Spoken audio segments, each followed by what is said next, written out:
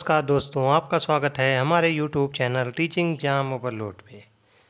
तो आज के सेशन के अंतर्गत हम एनसीएफ 2022 को पढ़ेंगे, जो कि एक इम्पॉर्टेंट टॉपिक है। इस बार यहाँ से प्रश्न जरूर बनेगा। पिछली बार भी यहाँ से हर शिफ्ट में 1 से 2 नंबर के प्रश्न पूछे जा रहे थे। इस बार तो बहुत ही प्रबल संभावना है यहाँ से प्रश्न बनने की।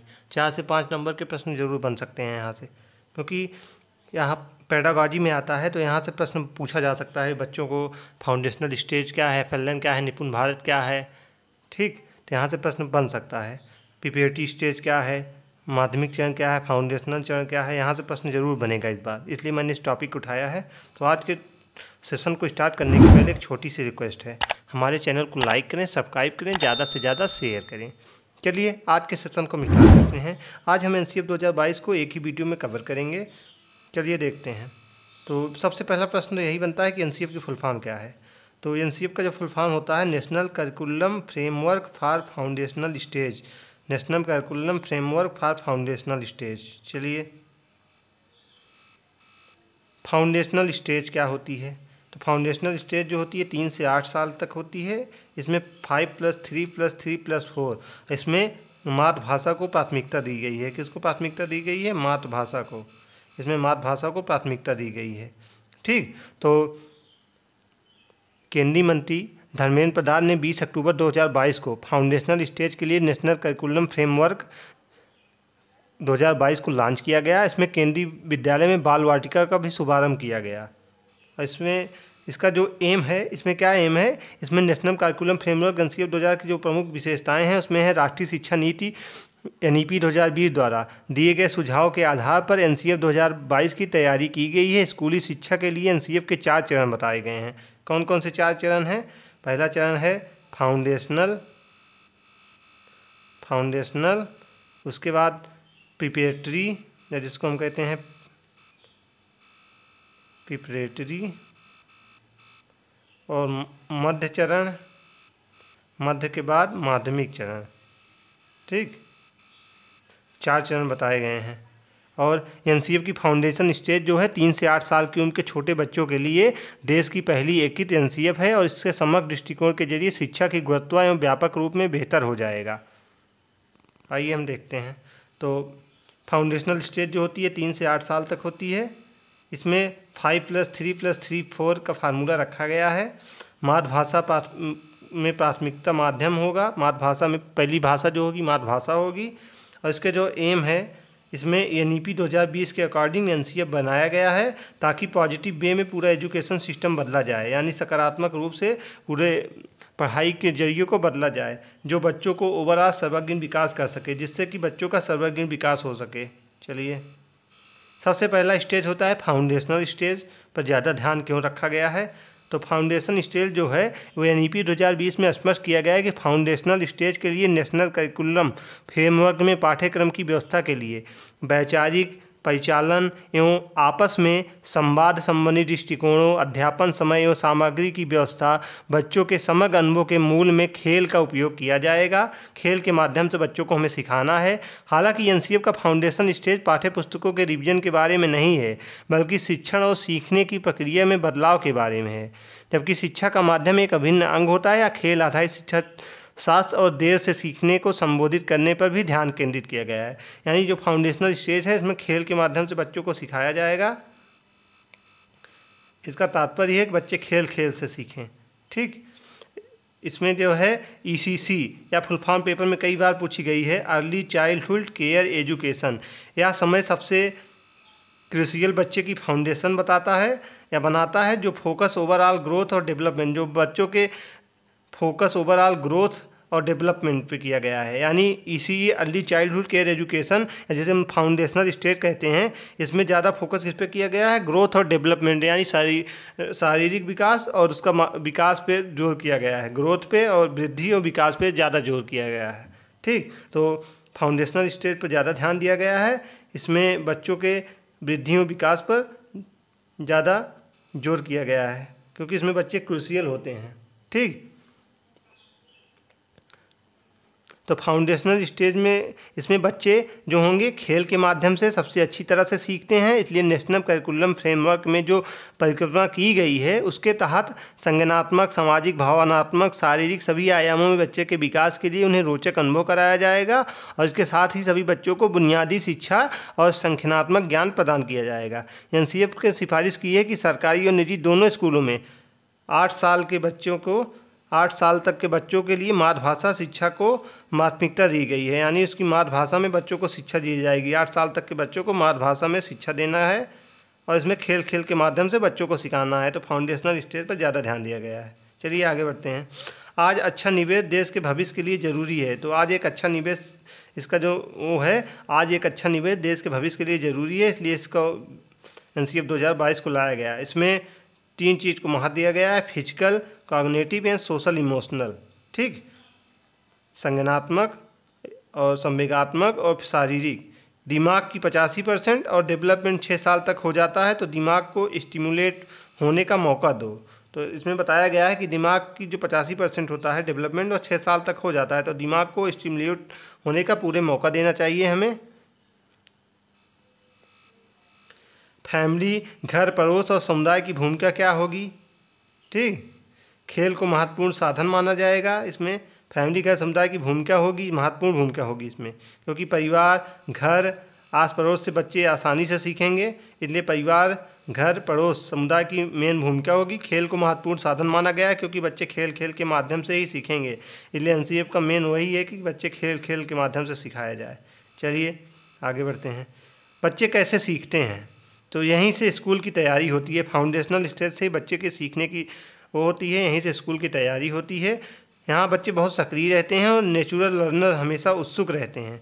छूकर, देखकर, चखकर जिज्ञासा शांत करते हैं। उनके प्राकृतिक सीखने के कौशल को समझना चाहिए हमको, इसलिए यह बहुत ही इम्पॉर्टेंट स्टेज है। सीखना एक सक्रिय और संवादात्मक प्रक्रिया है जिसमें बच्चे खेल के माध्यम से और अन्य अनुभवी लोगों के साथ बातचीत के माध्यम से सीखते हैं। तो सीखना एक सक्रिय और संवादात्मक प्रक्रिया होती है जिसमें बच्चे खेल के माध्यम से और अन्य अनुभवी लोगों के साथ बातचीत के माध्यम से सीखते हैं। चलिए एनसीएफ में शामिल होंगे, तो एनसीएफ में इसमें क्या क्या शामिल किया गया है इस पर देखते हैं। स्कूली शिक्षा के लिए राष्ट्रीय पाठ्यचर्या की रूपरेखा, जिसको एनसीएफ ऐसी कहते हैं। बचपन की देखभाल और शिक्षा के लिए राष्ट्रीय पाठ्यचर्या की रूपरेखा, जिसको एनसीएफ ईसी कहते हैं, अर्ली चाइल्डहुड केयर एजुकेशनल। अभी ऊपर इसकी फुल फॉर्म बताया था, पेपर में कई बार प्रश्न पूछा जाता है। शिक्षकों की शिक्षा के लिए राष्ट्रीय पाठ्यचर्या की रूपरेखा, जिसको एनसीएफ टीई कहते हैं। प्रौढ़ शिक्षा के लिए राष्ट्रीय पाठ्यचर्या की रूपरेखा। ठीक, अब यहाँ से भी प्रश्न पूछा जाता है पंचकोश की अवधारणा क्या है। ठीक, तो आइए हम पंचकोश की अवधारणा देखें हैं। तो नेशनल करिकुलम फ्रेमवर्क ने बच्चों को शिक्षा के लिए पंचकोश की अवधारणा को बताया है। पंचकोश की अवधारणा तैत्तिरीय उपनिषद से उत्पन्न हुई है, जो यजुर्वेद का उपनिषद होता है। पंचकोश वस्तुतः ज्ञान की 5 परतें होती हैं। तो क्या होती हैं? 5 की ज्ञान परतें होती हैं। 5 ज्ञान की परतें होती हैं। पंचकोश में क्या क्या शामिल किया गया है? पंचकोश में अन्नमय कोश, जिसको हम लोग भौतिक परत कहते हैं। ठीक, इसके अलावा प्राणमय कोश, मनोमय कोश, मनोमय कोश के अलावा विज्ञानमय कोश, विज्ञानमय कोश के अलावा आनंदमय कोश। इसको 5 रूप में बताया गया है। कौन कौन सा? अन्नमय कोश, जिसको हम भौतिक परत कहते हैं। प्राणमय कोश, जिसको जीवन शक्ति ऊर्जा परत कहते हैं। मनोमय कोश, जिसको मन की परत कहते हैं। एवं विज्ञानमय कोश, जिसको बौद्धिक परत कहते हैं। और आनंदमय कोश, जिसको हम आंतरिक परत कहते हैं, आंतरिक स्व कहते हैं। प्रत्येक परत कुछ विशिष्ट विशेषताओं को प्रदर्शित करती हैं। एक बच्चे का जो समग्र विकास होता है, इन 5 परतों के पोषण को ध्यान में रखा गया है। ये शारीरिक विकास, प्राणिक विकास, भावात्मक विकास, मानसिक विकास एवं बौद्धिक विकास एवं आध्यात्मिक विकास, चैतिक विकास में किया गया है। एनसीएफ के मुताबिक पंचकोश मानवीय अनुभव, समझ और शरीर मन के महत्व को एक प्राचीन व्याख्या है। मानव विकास के लिए या समग्र शिक्षा की दिशा में स्पष्ट मार्ग और दिशा देता है। ठीक, चलिए तो पंचकोश ज्ञान की 5 परतें, जैसे मैंने बताया आपको, ज्ञान की 5 परतें होती हैं। अन्नमय कोश जिसको हमने भौतिक परत या शारीरिक विकास कहा गया है, दूसरा प्राणमय कोश जिसको जीवन शक्ति या प्राणी विकास देते हैं, मनोमय कोश जिसको मन की परत कहते हैं, और चौथा होता है विज्ञानमय कोश जिसको हम बौद्धिक परत कहते हैं, और लास्ट है आनंदमय कोश जिसको हम आंतरिक स्व कहते हैं। ठीक, चलिए अब हम शारीरिक विकास को देखे हैं, तो फिर जिसको हम फिजिकल डेवलपमेंट कहते हैं। तो उम्र के हिसाब से बैलेंस्ड फिजिकल डेवलपमेंट या फिजिकल फिटनेस, फ्लेक्सिबिलिटी, स्ट्रेंथ एवं इंडोरेंस, या जिसको हम सहनशीलता, पोषण, स्वास्थ्य एवं फिजिकल क्षमताओं का विस्तार किया जाता है। तो फिर इसमें शारीरिक विकास में क्या आता है, इसमें उम्र के हिसाब से बैलेंस एवं physical development, fitness, flexibility, strength, सहनशीलता, पोषण, स्वास्थ्य आदि क्षमताओं का विस्तार किया जाता है। चलिए ऊर्जा का बैलेंस, या जिसको हम पाचन तंत्र या श्वसन तंत्र कहते हैं, तो इसमें क्या होता है, इसमें मेजर सिस्टम की स्मूथ फंक्शन या डाइजेस्टिव, रेस्पिरेटरी जिसको हम पांचल्स स्वरतम करें, या जिसको नर्वस सिस्टम भी कहते हैं, इसमें जो होता है। उसके बाद होता है मेंटल डेवलपमेंट। तो मेंटल डेवलपमेंट क्या होता है, इसमें ध्यान या एकाग्रता होती है, साहस, नकारात्मक संवेदों को हैंडल करना होता है, मूल्यवर्धन को या जिसको हम बेल्स को डेवलप किया जाता है, लोगों को या परिस्थितियों से अटैच या डिटैच करने की शक्ति होती है मेंटल डेवलपमेंट के द्वारा, इच्छा शक्ति आदि भी इसी में होता है। उसके बाद होता है इंटेलेक्चुअल डेवलपमेंट। इसमें क्या होता है, इसमें ऑब्जर्वेशन से बच्चे सीखते हैं, यानी अवलोकन करके, प्रयोग करके, एक्सपेरिमेंट्स करके, विश्लेषण की क्षमता आदि से, तार्किक, भाषाई कौशल, कल्पनाशीलता, अंतर करने और सामान्यीकरण की क्षमता आदि के द्वारा। उसके बाद होता है चैतिक विकास जिसको हम स्पिरिचुअल कहते हैं। इसमें होता है खुशी, प्रेम, स्वतंत्रता, सौंदर्यानुभूति एवं स्वाज्ञान की यात्रा। चलिए एनईपी के 2020 में फाउंडेशनल स्टेज को गाइडिंग प्रिंसिपल क्या है। तो एनईपी 2020 के अनुसार फाउंडेशनल स्टेज का जो गाइडिंग प्रिंसिपल है वो क्या है, आइए देखते हैं। तो हर बच्चा जो होता है सीख सकता है, चाहे किसी भी बैकग्राउंड का हो। तो इसमें कहा गया है कि हर बच्चे सीख सकते हैं, वो चाहे किस बैकग्राउंड के हों, चाहे वो अमीर, इससे नहीं मतलब है, बाकी चाहे जिस देश के हों या जिस गांव के हों, पिछड़े गांव के हों, कहीं से उससे नहीं मतलब है। हर बच्चा सीख सकता है, चाहे वह किसी भी बैकग्राउंड या किसी भी गांव से बिलोंग करता हो। उसके बाद हर बच्चे की अपनी गति होती है एवं क्षमता होती है सीखने व ग्रो करने की। तो सीखने की हर बच्चे की अलग अलग क्षमता एवं शक्ति होती है। ठीक, क्योंकि कोई बच्चा बहुत जल्दी सीखता है, कोई बहुत धीमे सीखता है, कोई मीडियम सीखता है, कोई बहुत ज़्यादा तेज़ी से सीख लेता है। इसलिए हर बच्चे की जो सीखने की क्षमता होती है वह अलग अलग होती है। ठीक, बच्चे जो होते हैं वो नेचुरल रिसर्चेज हैं, यानी बच्चे नेचुरल रिसर्चेज हैं। इनके अंदर गजब की ऑब्जर्वेशन स्किल होती है। ऑब्जर्व मतलब यानी छू कर, महसूस कर या ऑब्जर्व करके सीखते हैं, या स्वयं के अनुभव के निर्माता होते हैं, या अनुभव देखकर, छू कर से प्राप्त कर लेते हैं। तो बच्चे जो होते हैं वो नेचुरल रिसर्चेज होते हैं। इनके अंदर गजब की ऑब्जर्वेशनल स्किल होती है, जो स्वयं के अनुभव के निर्माता होते हैं, अनुभव देखकर, छू कर, सेंस ऑर्गन से प्राप्त करते हैं। चलिए इनके अनुभव व लर्निंग के तरीक़ों को एक्नॉलेज कहते हैं करें। तो हमें इनके अनुभव लर्निंग के तरीक़ों को एक्नॉलेज करना है, यानी उनको और बढ़ावा देना है, उसको और अच्छे से उपयोग करना होता है। खेल आधारित क्रियाएं होती हैं जिसमें बच्चों के विकास व सीखने के लिए सबसे प्रमुख साधन हो उन्हें लगातार आसपास के वातावरण को अनुभव, एक्सप्लोर यानी एक्सपेरिमेंट करने के मौके देने चाहिए। तो हमें बच्चों को खेल आधारित क्रियाएं करवाना चाहिए एवं बच्चों के विकास व सीखने के लिए सबसे प्रमुख साधन जो होता है उन्हें लगातार आसपास के वातावरण का अनुभव लेना चाहिए एवं उनसे एक्सप्लोर यानी एक्सपेरिमेंट करवाना चाहिए, ताकि करने के पूरा मौका देना चाहिए, ताकि बच्चे ऑब्जर्वेशन, खेल के द्वारा एवं एक्सपेरिमेंट के द्वारा अच्छे से सीख सकें। उसके बाद जेंडर, कास्ट, क्लास की समता पर आधारित शिक्षण होना चाहिए, यानी जेंडर, कास्ट, क्लास की समता पर आधारित शिक्षण होना चाहिए। ओपन एंडेड क्वेश्चन पूछें। ठीक, तो यार आप लोग पढ़ भी चुके हैं क्लोज एंडेड एवं ओपन एंडेड। इसमें कई तरह के आंसर होते हैं। क्लोज एंडेड में केवल एक आंसर होता है, जैसे आपसे पूछा जाए कि भारत की राजधानी क्या है, इसमें सिर्फ एक ही आंसर होगा। वहीं ओपन एंडेड में जैसे आपसे पूछा जाए कि ऐसी कोई संख्या बताओ जिसको जोड़ने पे 15 प्राप्त हो जाए, तो इसमें आप लोग कई तरह से बता सकते हैं। 10 + 5 जोड़ने पे 15 हो जाएगा, 12 + 3 जोड़ने पे भी 15 हो जाएगा। इसमें आपको कई तरीके से प्रश्न के आंसर मिलेंगे। तो हमें बच्चों को ओपन एंडेड क्वेश्चन पूछना चाहिए ताकि बच्चे उसका कई प्रकार से आंसर दे सकें, तो इससे सीखेंगे बच्चे। अब पहली पहल जो है निपुण भारत क्या है, यहाँ से पिछली बार पेपर में भर के प्रश्न पूछे गए थे। तो यह एक बहुत ही इंपॉर्टेंट टॉपिक है निपुण भारत। तो निपुण भारत की पहली फुल फॉर्म कई बार पूछा गया था। इसकी जो फुल फॉर्म होती है national initiative for proficiency in reading with understanding numeracy. क्या? National initiative for proficiency in reading with understanding and numeracy, यानी पठन, समझ एवं संख्यात्मक निपुणता के लिए राष्ट्रीय पहल। ठीक, तो यह फुल फॉर्म आप लोग इंग्लिश में इसको याद कर लीजिएगा, बहुत बार पूछी गई थी। एक फुल फॉर्म और पूछी गई थी पिछली बार, FLN क्या है? तो FLN की जो फुल फॉर्म होती है फाउंडेशनल लिटरे या न्यूमरेसी 2020, फाउंडेशनल लिटरे न्यूमरेसी 2020 को प्राप्त कर सकें।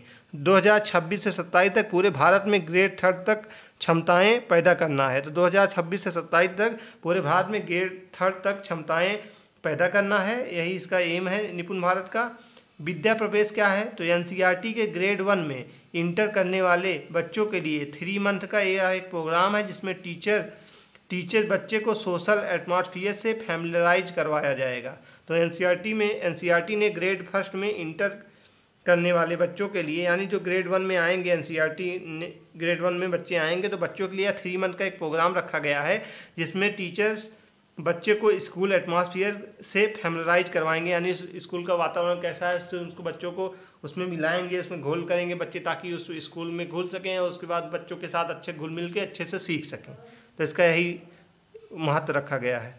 चलिए, तो इसमें भूमिकाएं क्या क्या हैं ये देखते हैं। इसकी जो भूमिकाएं हैं, मुफ्त खेल बच्चों के नेतृत्व या बाल निर्देशित हो, गाइडेड प्ले बच्चों के नेतृत्व शिक्षक के समर्थन किया हो, संरचित प्ले यानी शिक्षक के नेतृत्व बच्चे सक्रिय रूप से भाग लेते हैं। बच्चे क्या करते हैं? बच्चे अपने खेल के सभी पहलुओं को तय करते हैं, क्या खेलना है, कैसा खेलना है, कब तक खेलना है, किसके साथ खेलना है। बच्चे अपने खेल की योजना बनाते हैं, उसका नेतृत्व करते हैं, ठीक वैसे ही जैसे वह मुक्त खेल के दौरान करते हैं। बच्चे सक्रिय रूप से सुनते हैं, नियमों का पालन करते हैं, शिक्षकों के द्वारा नियोजित गतिविधियों खेलों में भाग लेते हैं।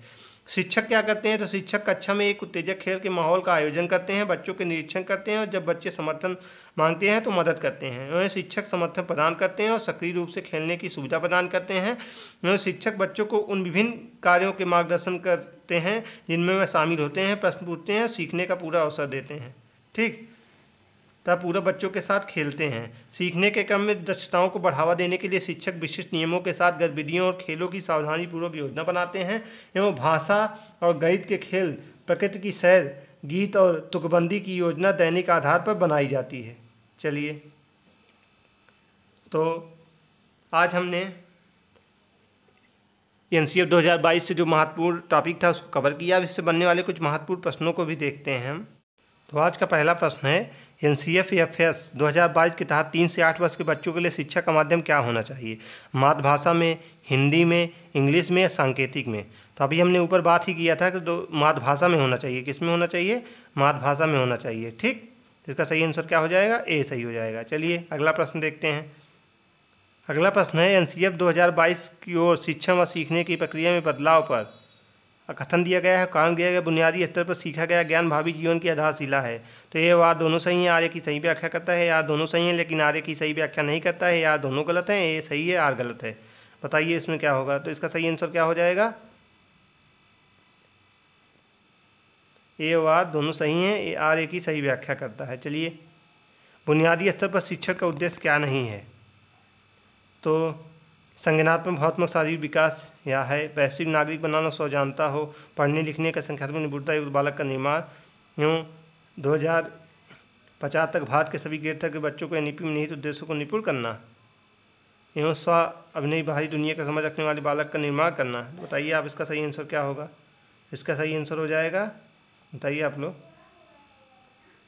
First second third, third fourth fifth, first third fourth या फोर्थ और फिफ्थ? बताइए आप लोग, क्या नहीं है पूछा गया है ना, तो यही तो नहीं होगा दोनों, बाकी सब तो होंगे। तो डी इसका सही हो जाएगा, फोर्थ और फिफ्थ। चलिए, FLN के लक्ष्य को प्राप्त करने के लिए भारत सरकार 2020 में लाई गई पहल कौन सी होगी? फाउंडेशन, लिटरेसी, न्यूमरेसी, विद्यापन, निपुण, इनमें से कोई नहीं। बताइए आप लोग। तो निपुण होगा ना। चलिए, फिर आज के सेशन को मैं ही समाप्त करते हैं। आज के सेशन में हमने NCF 2022 को पढ़ा, जो कि बहुत ही महत्वपूर्ण सेशन था। इस बार यहाँ से प्रश्न जरूर बनेगा। जैसे यहाँ से पिछली बार भी प्रश्न पूछे गए थे, निपुण क्या है, निपुण के अलावा FLN क्या है, फाउंडेशनल स्टेज क्या है, तो यहाँ से बार बार प्रश्न पूछे जाते हैं। तो यह इंपॉर्टेंट टॉपिक है, इसलिए मैंने इस टॉपिक को उठाया, क्योंकि आप सबका एग्जाम अब नज़दीक है, वही टॉपिक पढ़ाना है जहाँ से आपको पेपर में फंसे, इसलिए अब महत्वपूर्ण टॉपिक को उठाएंगे। और मैंने EVS और SST की मैराथन करा दी है, जल्द ही मैं क्या कहते हैं CDP की मैराथन करवाऊँगा। उसके बाद हिंदी के बाद संस्कृत और मैथ, 3 मैराथन और आएगी। उसके बाद आप लोग अपना प्रैक्टिस जारी रखिए, डेली ऑनलाइन मॉक टेस्ट लगाइए। तो आज का सेशन हम यहीं समाप्त करते हैं, कल फिर मिलते हैं किसी नए सेशन के साथ। तब तक हमारे चैनल को लाइक करें, सब्सक्राइब करें, ज़्यादा से ज़्यादा शेयर करें। धन्यवाद।